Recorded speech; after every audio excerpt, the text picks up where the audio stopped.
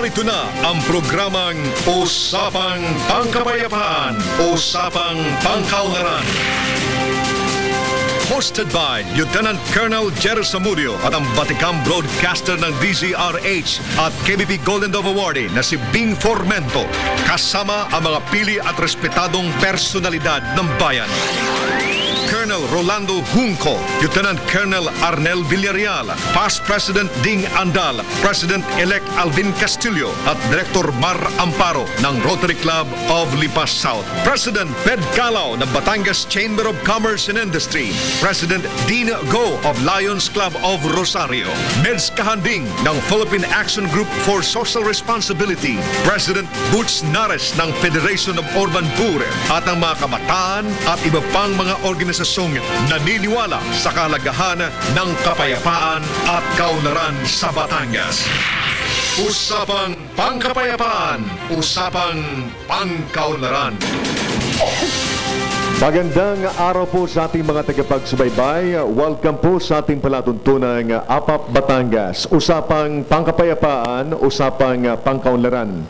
Ako po si Lieutenant Colonel Jerry Zamudio at tayo po mag-isama-sama ngayon sa another 1 hour na palatuntunan na mapapanood po sa Cable TV Channel 6 every evening. Gabi ho ito, 8 to 9 p.m.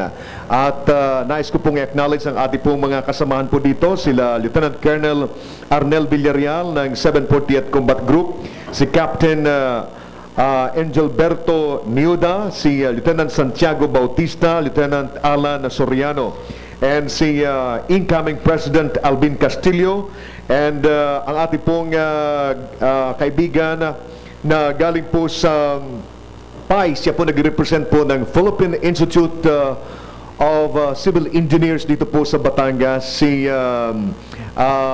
Director Ding Andal at si Maramparo po ng Rotary Club of Lipa South, and si aming magpantay ng Department of Social Welfare and Development. At bago po natin ipakilala ang ating pong mga guests ngayon, sapagkat marami po tayo magiging resource person po sa ating palatuntunan ngayon, ay ating muna hong i-acknowledge yung ating pong mga sponsors noong nakaraang linggo, at dapat po nating pasalamatan sila sapagkat sila po ang sumusuporta para po sa ating production.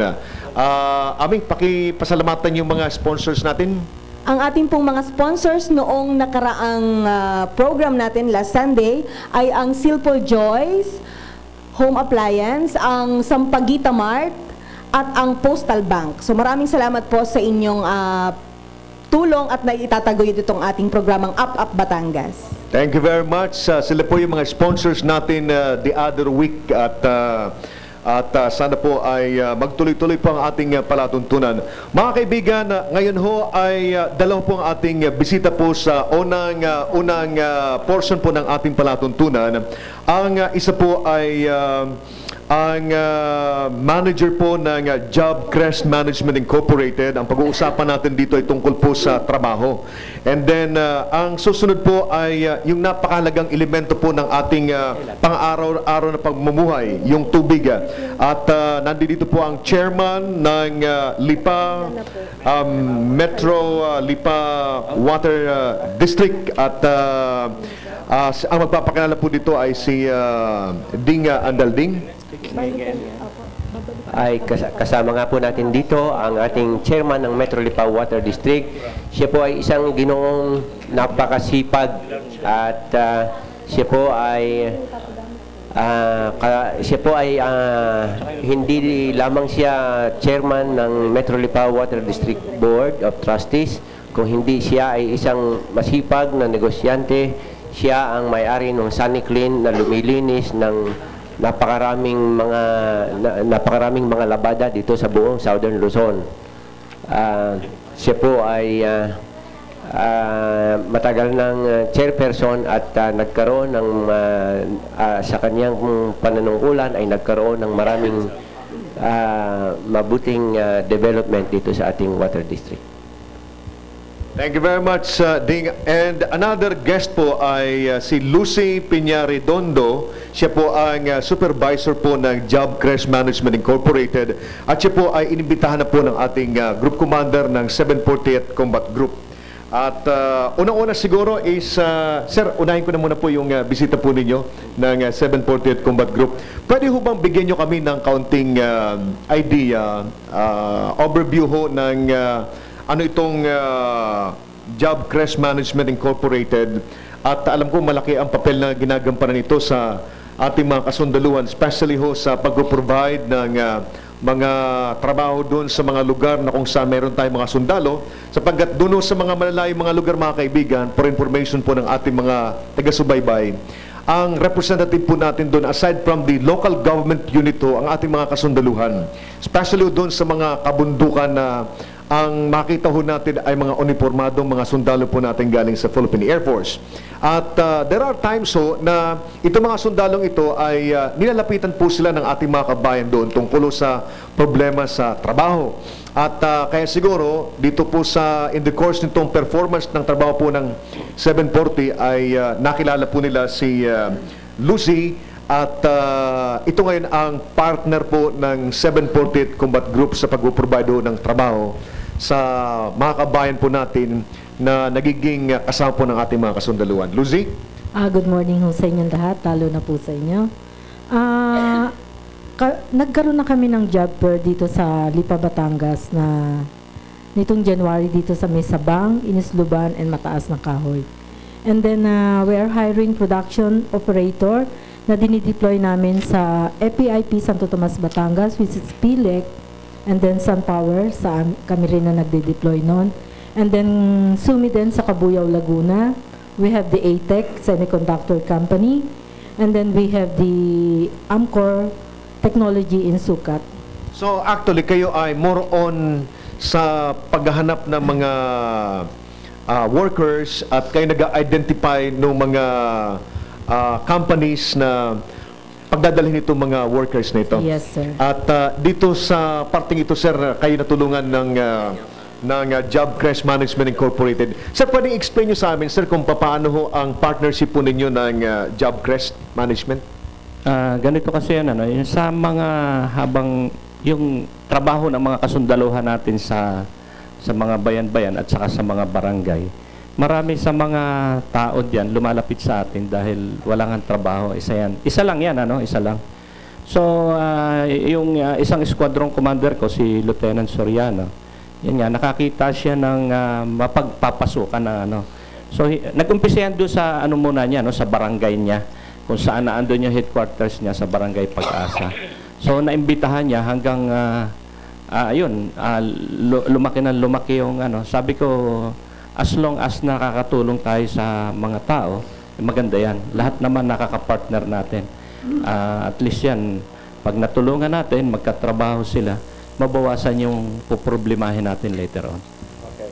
So, siguro mamaya, Lucy, ay mag-stay ka sa programa natin sapagkat ang susunod na makakasama natin ay yung sa TESDA naman. Yes, sir. At siguro ay pwede natin na i-link kayo doon sa TESDA para yung military na mayroon silang mga natutulungan na galing sa mga komunidad na dinadala sa TESDA, at least meron tayong assurance na after their graduation ay pwedeng pumunta na sa inyo. Okay, di ba? sir. So, siguro for the meantime ay mag-focus muna tayo dito po sa ating pong Metro Lipa Water District para, alam mo, napaka-importante pong elemento ang tubig sa atin hong pang-araw-araw na pamumuhay. Kaya mahalaga na naimbitahan po ni Ding Andal, ni Past President Ding Andal, ang chairman ho ng Metro Lipa Water District para magbigay ho ng kaunting informasyon kung ano pa mga programs, mga projects na ina-undertake po ng kanilang company ngayon. So, sir, may tanong ko lang ho, kumusta ho ang inyo pong kumpanya ngayon? Anong operations ho natin? Sa ngayon po, ang Metro Lipa Water District ay nakapagpatayo na ng 6 na storage tank, totaling almost 6 million liters. At kami pinagpatayo rin ng bagong building para ma-improve namin ang serbisyo sa mga taong bayan. At sa impormasyon po na lahat, ang Metro Lipa Water District ang pinakamababang rate sa buong Southern Tagalog. At kami po ay ang tubig po na binibigay namin sa taong bayan ay available 24 hours a day. Lahat po ng aming water pump na malalaki at lahat ng storage tank merong sariling generator. So maski po tayo may brownout, meron po tayong tubig. Okay, bago ko po ibigay yung microphone kay Ding, itanong ko lang ho, yung tubig ho ba natin na dinidistribute po dito sa buong Lipa, ano pang source niya? Na deep well ho ba yan? Or meron tayong pinagkukunan na ibang sources other than dito sa mga pumping station ho natin? Ang tubig po ng Metro Lipa Water District ay lahat halos more than 95% ay galing po sa ilalim ng lupa. At maliit po ang tubig natin nanggagaling sa ating watershed sa bundok.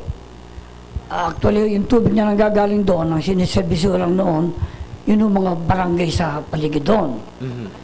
But majority of the water are coming from underground. Sir, ngayon na darating po ang summer, ang understanding ko po dyan, every time na tag-init ho, yung level ho ng water table natin ay lumalalim din ho, bumababa.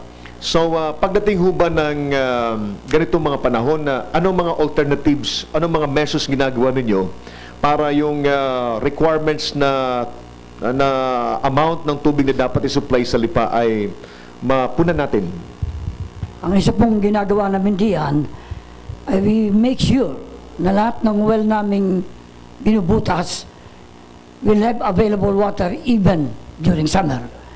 Kaya amin po yung binubutas ng hanggang makuha namin yung pinaka magandang supply ng tubig, whether it is a rainy season or a dry season. Pero hindi po naiiwasan na talagang may mga well na nababa ang water level during summer. But for the information of everybody, we have enough wells to supply our demand even during summer. Okay. So, Ding, and after si Ding, si Alvin Castillo and Mar Amparo. Okay. Kamakailan po ay nung nagdaang linggo ay nagkaroon ng inauguration ang Metro Lipa Water District sa kanilang bagong building na ipinagawa nitong 2011. At guest po diyan si Governor Vilma Santos, siya ang keynote speaker. At saka yun pong administrator ng LUA, ng Local Water Utilities Administration.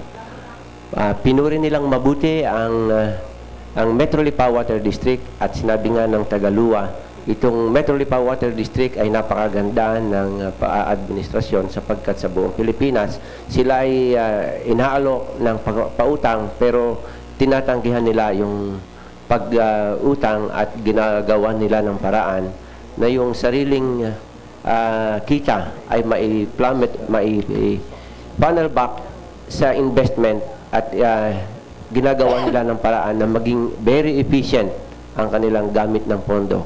Sila po ngayon ay mayroong pinaka magandang building na nandyan sa Balintawak. At siguro po sa susunod na buwan ay maaring sila'y doon na mag-o-opisina at madali nang marating diyan sa may TM Calao Extension. Ngayon, Chairman Ed, pwede bang iparating mo sa ating mga kababayan yun bang ating mga tubig sa ngayon ay sino ang nagre-regulate ng pag-ani o pagbutas ng mga bomba dito sa ating city? Ang nagre-regulate po nito ay ang LUA. Sila po ang nagre-regulate ng paggamit ng tubig. At ang meron pong karapatan dito sa Lipa na gumamit ng tubig ay ang Metro Lipa Water District. So that yung ibang malalaking kumpanya, pag sila gumagamit ng tubig, humihingi muna sa atin ng mga yan ng permiso o kaya naman sila ay nagbibigay sa atin ng bayad, kaukulang bayad sa paggamit nila ng tubig na galing sa ilalim ng lupa. Sapagkat na meron pong karapatan ay ang Metro Lipa Water District. Sa makatuwid, kayo ang may prangkisa dito sa buong Lipa at saka sa Mataas na Kahoy, sa Ibaan Bay kasama? Ang nasasakupan po ng Metro Lipa Water District ay Malbar, Lipa, Mataas na Kahoy, a portion of San Jose, and yung mga barangay na katabi ng Lipa na humihingi sa atin ng koneksyon ng tubig. Sa makatuwid, ang pinakamalaking pinanggagalingan natin ng tubig ay yung tinatawag nating groundwater o yung mga deep well. Yung mga deep well po natin ay apektado ng mga ugali natin sa ating pagtatapon ng dumi, gaya ng halimbawa ay paggagawa ng Poso Negro. Noong araw at kahit ngayon ay marami pang naririnig kong mga kabahayan na ang Poso Negro ay ipinagmamalaki nila na hindi mapupuno kahit na ilang taon pa sapagkat abot ito sa tubig kapag kanilang pinagagawa. Ang ganito po ba ay inyong nababantayan or nare-regulate sapagkat ito ay isang malaking threat sa seguridad ng ating groundwater? Tama po yung inyong obserbasyon at ito po isang malaking problema ng Water District.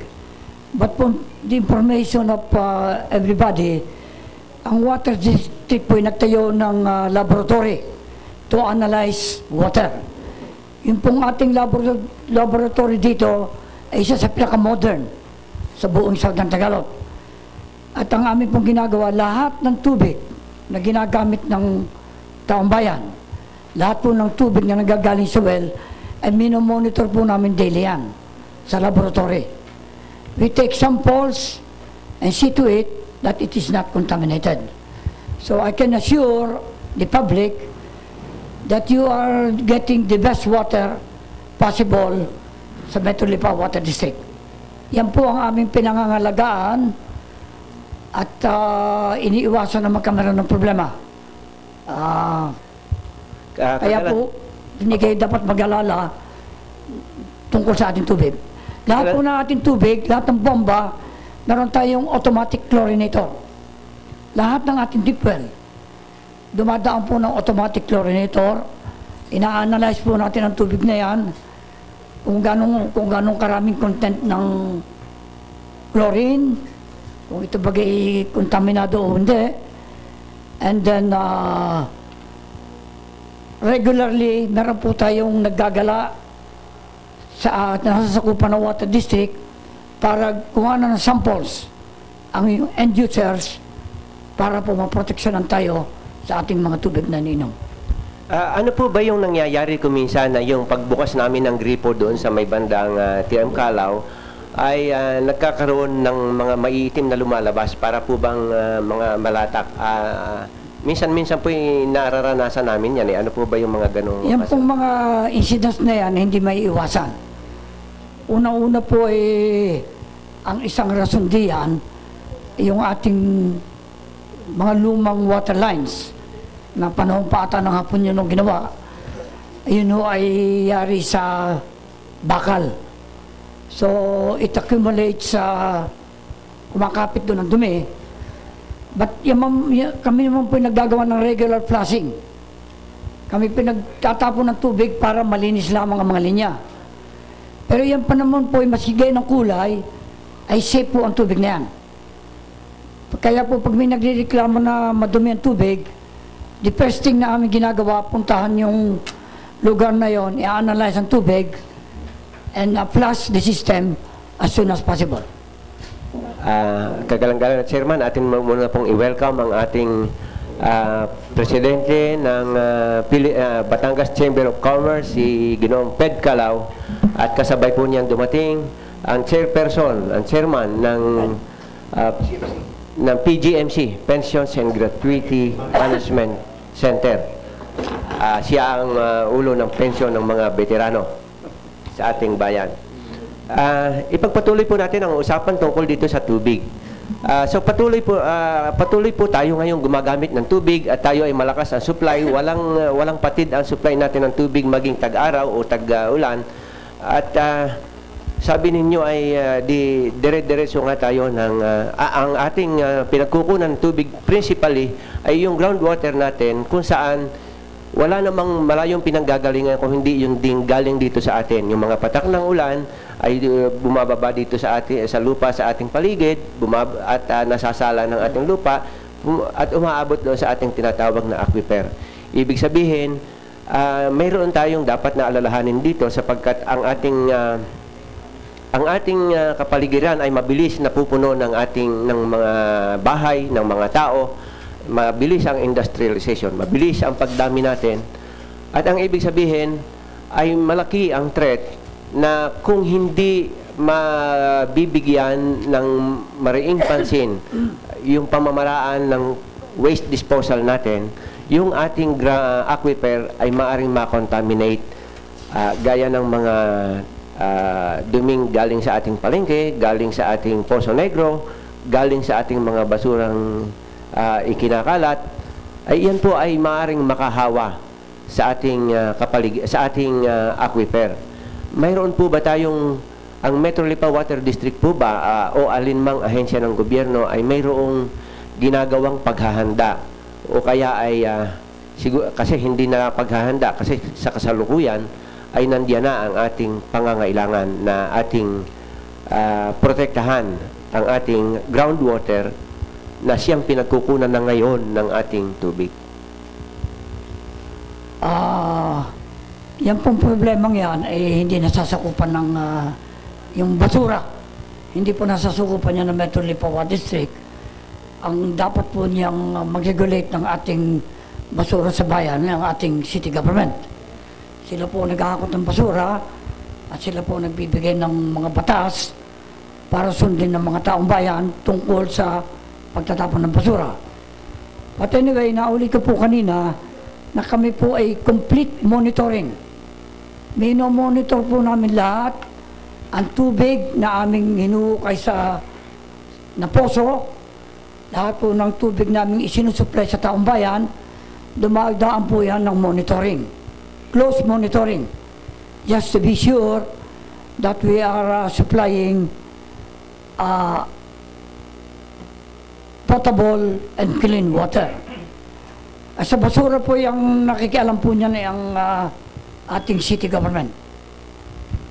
Salamat po, Chairman. Tunay nga pong ang nakikialam ay ang city government. Bali siguro ngayon aking nailabas ang ganitong concern sapagkat hindi naman talaga Metro Lipa Water District lamang ang dapat na mag-isip ng tungkol dito, kung hindi siguro ang iba-ibang mga ahensya ng pamahalaan at saka yung tayong mga tayong namumuhay dito. Sapagkat sa ating ginagawa, ang isang principal na threat nga dito ay yung mga Poso Negro na hindi tama ang pamamaraan, yung hinuhukay ng malalim at abot sa tubig at saka diretso na o kaya ay diretso na sa kanal. Siguro po yung principal na pag-ingatan natin yan at marahil ay ang ating city government ay mayroong mga regulasyon tungkol diyan. Pero dapat ay ating tayong mga mamamayan ay may kamulatan tungkol dito. Hindi ba yung ating iniinom ay diretso na doon yung galing sa ating Poso Negro? Pero tungkol po diyan, tuyo kami magbubutas ng bagong Poso Negro ng well. Amin pong iniimbestiga muna ang kapaligiran kung meron ba doon mga Poso Negro na malapit sa well. Pagka yung pimaroon ay hindi po namin tinutuloy ang paggawa ng bomba para po maiwasan ang mga bagay na yan. So kami po maingat sa pagpili ng source na pinanggagalingan ng ating tubig. Magkano po ba ang ating presyo ng ating tubig kumpara sa mga ibang tubig? Pwede po bang balitaan nyo kami ng tungkol dito? Basta ang pinaka, hindi ko po, pagpauman ninyo, hindi ko masyadong alam ang eksaktong presyo. Pero sa inyong informasyon, ang pinakabababahong rate sa buong Southern Tagalog ay ang Metro Lipa Water District. Malayo ang, kumpara sa Batangas, napakalayo ang presyo ng tubig sa presyo natin. Especially kung kukumpara natin sa Metro Manila, naku, napakalayo ang presyo ng tubig natin. Considering na ang ating tubig ay pinakamahal ang source ng pinanggagalingan. Pagkat ang pinakamahalong source ng tubig ay underground. Pero ganun pa man ho, tayo ang merong pinakamababang halaga ng tubig sa buong Southern Tagalog. Okay, Chairman, magandang araw sa iyo. May tanong, ilan po bang bayan ang inyong nasasakupan? Kasi po nakalagay Metro Lipa Water District. Okay, ilan po bang bayan ang inyong nasasakupan? Ang nasasakupan po ng Metro Lipa Water District ay ang bayan ng Malbar, bayan ng Mataas sa Kahoy, Lipa, and a small portion of San Jose. Oh, okay. So lahat po bang bayan na yan ay meron kayong representative or may tinatawag na director sa lahat ng mga nasasakupan ninyo? Lahat po ng nasasakupan namin ay meron ng area representative. Oh, so ano tawag na area representative o director? Hindi po director, kundi representative. Representative. So sino po ba sa Malbar? Sino po bang meron po bang representative ng Malbar? Meron tayong representative sa Malbar, meron tayo sa Mataas sa Kahoy. Sa Mataas sa Kahoy, sino po ba ang... Hindi po pumanin at hindi ko po alam ang mga pangalan, pero meron po tayong representative. Pagka alam ko'y wala. Tsaka, ilan po ba ang mga empleyado ninyo? Ang empleyado namin ay kulang-kulang na 200 employees ng Water District. So, lahat po ay may mga insurance, regular po mga yan. Okay, so Kompleto maganda ang inyong management. Ibig sabihin noon, pagka yun ay kumpleto ang benefits at kumpleto ang mga tao, ang mga empleyado ninyo ay nasasayahan sa inyong mga patakaran. Ang Metro Lipa Water District po ay taon-taon, walang paltos, tumatanggap po ng award dyan as the one of the best water districts sa buong Pilipinas. Okay. So ito po ba ay semi-government or private company? GOCC po ang water district. Government owned. Government. Oh, I see. Okay. Under COA, ha? So ito po alam po ninyo alam ko maayos sa amin ang inyong supply ng tubig. At saka ang inyong mga collection ninyo buwan-buwan ilan ba? 3 buwan ba bago kayo makapagputol o ilang bago kayo magputol ng serbisyo sa ilang buwan po ba ang nagiging utang? Ang pagkaalam ko po ay 30 days ang palugit na binibigay bago putulan. Okay, so yung mga kababayan, ibibigay ko muna ulit sa inyo ang isa pang tagapagsalita namin. Good morning po sa mga bisita natin ngayong umaga at magandang gabi po mamaya sa mga manonood at makikinig. Happy Valentine po sa lahat. At ang akin pong katanungan kay Chairman Sigismundo, malapit po sa amin yung bahay niya. Si Kaede, ay ito po bang ating water district ay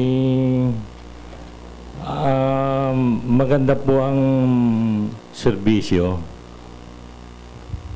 Sa amin pong kaalaman, ako po'y mahigit ng 10 taong chairman ng Water District, ay ang improvement po ng service ng tubig ay napakalaki na po ang aming nagawa.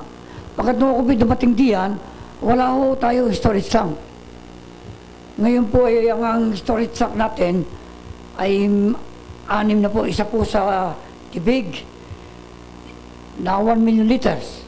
Isa po sa Balintawak, 2 million.